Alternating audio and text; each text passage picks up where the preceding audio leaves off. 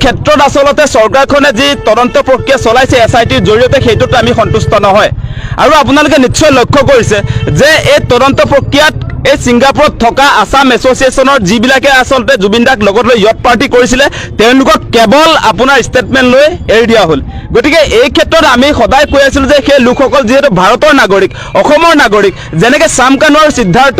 শৰ্মাক গ্ৰেপ্তাৰ কৰা হৈছে সেই লোকসকলক গ্ৰেপ্তাৰ কৰিব লাগে সেই কথাটো কওঁতে মুখ্যমন্ত্ৰীয়ে কৈছে সেই লোকসকল বোলে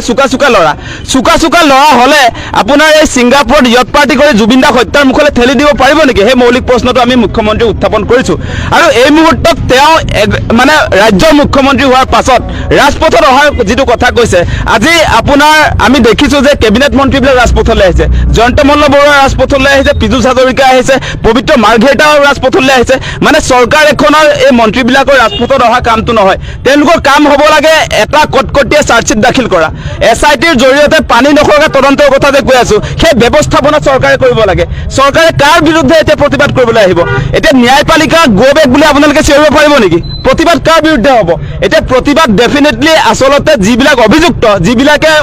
আমাৰ জুবিন দাক হত্যাৰ মুখলৈ ঠেলি দিলে বা যিখন চৰকাৰৰ নেতৃত্বত জুবিন দাই আচলতে গীত পৰিৱেশন কৰিবলৈ গৈছিলে সেই কথা আমি পাহৰা নাই যে আপোনালোকে জানে ছিংগাপুৰৰ সেই অনুষ্ঠানটোৰ উদ্যোক্তা আছিলে হাই কমিশ্যন অফ ইণ্ডিয়া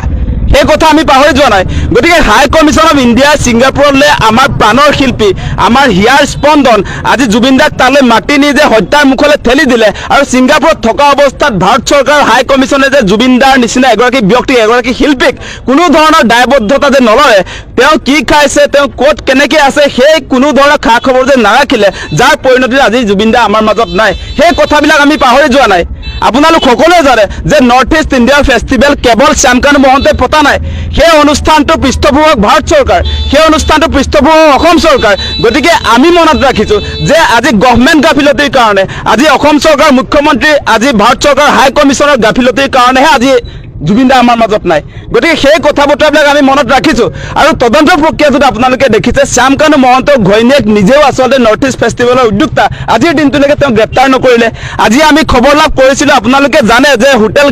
গেটৱেৰ যিগৰাকী স্বত্বাধিকাৰী মৃগাংক হাজৰিকা তদন্তৰ আওতাত অহা নাই তেওঁ আপোনাৰ নৰ্থ ইষ্ট ফেষ্টিভেলত গৈছিলে আৰু এনেকৈ বহু মানুহৰ নাম আহিছিলে কিন্তু তেওঁলোকক আজিৰ দিনটোলৈকে তদন্তৰ আওতালৈ অহা নাই আৰু আপোনালোকে দেখিছে যে ৰাইজৰ প্ৰেছাৰত পৰিহে এমাহ 4 দিনৰ পাছত তেওঁলোকে ছিংগাপুৰত প্লেচ অফ অকাৰেঞ্চত গৈ তদন্ত কৰিছোঁ বুলি কৈছে গতিকে এই তদন্ত প্ৰক্ৰিয়াটোত আমি কোনো কাৰণতে আচলতে সন্তুষ্ট নহয় গতিকে আমি কৈছোঁ যে আমাক আচলতে সঁচাসঁচিকে জুবিন দাৰ ন্যায় দিব পৰাকৈ তদন্তটো কৰিব লাগে সেইকাৰণে আমি আৰম্ভণিৰ দিনটোৰ পৰাই CBI তদন্ত দাবী কৰি আছিলোঁ কিন্তু মুখ্যমন্ত্ৰীৰ কি স্বাৰ্থ আছে আমি নাজানো তেওঁৰ কি স্বাৰ্থ আছে আমি নাজানো কিন্তু তেওঁ CBIক এই তদন্ত প্ৰক্ৰিয়াটো হস্তান্তৰ নকৰে